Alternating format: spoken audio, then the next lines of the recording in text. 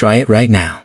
Run your own finger along your palm the same way someone else would if they were trying to make you laugh. Nothing happens, no giggle, no flinch, barely even a reaction. But if another person did the exact same motion in the exact same spot, you'd probably pull your hand away laughing within seconds. Same touch, same pressure, same location, completely different result. And the reason isn't about your skin. It's about something your brain is doing in the background that most people have never even heard of. For decades, scientists actually assumed tickling was too trivial to study seriously. It seemed like a strange, almost meaningless reflex, not worth real research funding.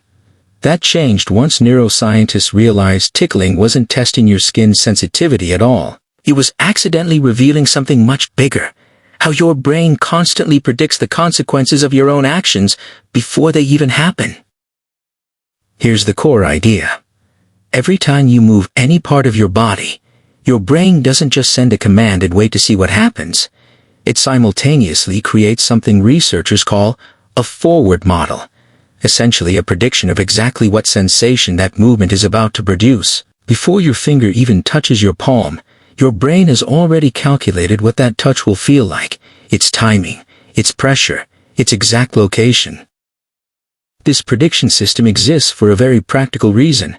Without it, your brain would be overwhelmed every single second by sensations caused by your own body. Every step you take, every time your arm brushes against your side, every time your tongue touches your teeth while talking, all of that would register as unexpected, startling input if your brain wasn't already anticipating it. So your nervous system quietly cancels out predictable self-generated sensations, filtering them down to almost nothing before they even reach conscious awareness. That filtering process is precisely what makes self-tickling feel like nothing. Now, here's where the research gets genuinely strange. In the late 1990s, scientists at University College London built an actual robotic device specifically to test this theory. Participants controlled a foam-tipped rod using a joystick, tickling their own palm through the machine. When the robot responded to their movement instantly, in perfect real-time sync, they felt almost nothing, just like tickling themselves normally. But when researchers added a tiny delay, sometimes as short as 200 milliseconds, between the person's movement and the robot's touch, something remarkable happened. The exact same sensation suddenly became noticeably more ticklish. Think about what that reveals. Your brain isn't judging ticklishness based on the touch itself. It's judging it based on whether that touch matched its own prediction. A small delay was enough to break the pattern, enough to make your brain treat a self-generated touch as unpredictable, almost as if it came from someone else entirely. Predictability, not sensitivity, turns out to be the actual key to why tickling works at all. This single discovery ended up explaining something far more serious than a party trick. Researchers studying schizophrenia noticed a striking pattern. Some patients experiencing specific symptoms like believing an outside force is controlling their thoughts or movements were sometimes able to tickle themselves, something virtually impossible for people without the condition.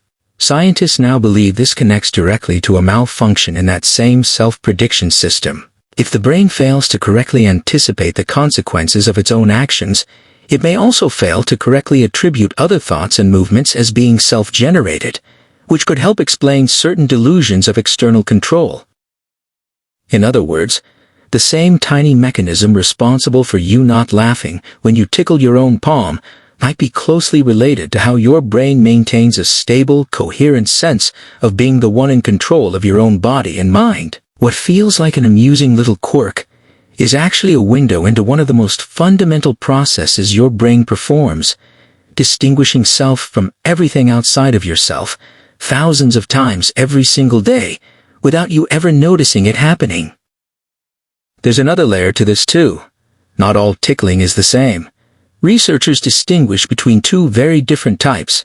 One is called nismesis, that light, crawling, almost irritating sensation you get from something barely brushing your skin, like an insect walking across your arm. The other is called gargalesis, the heavier, repeated pressure that actually triggers laughter, the kind used specifically to provoke that uncontrollable reaction in others. Interestingly, self-touch can sometimes still trigger a weak version of the first type, but almost never the second, because laughter-inducing tickling appears to depend heavily on genuine unpredictability, and in many cases, a social element involving another person entirely.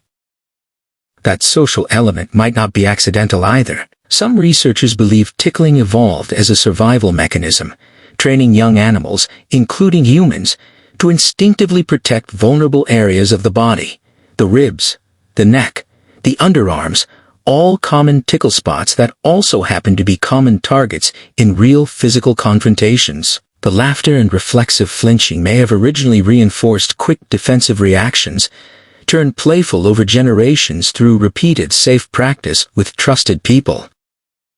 So the next time someone tickles you and you can't stop laughing, remember what's actually happening. It's not a random reflex. It's a highly precise prediction system, one that instantly recognizes your own movements and silences them, but stumbles the moment something unexpected touches you instead. A system so fundamental that its breakdown has been linked to some of the most complex disorders of human perception ever studied. And if a mechanism this small can reveal something this deep about how your brain separates you from everything else, what other everyday sensations are secretly telling us more about the brain than we've ever realized? That's exactly what we're exploring next.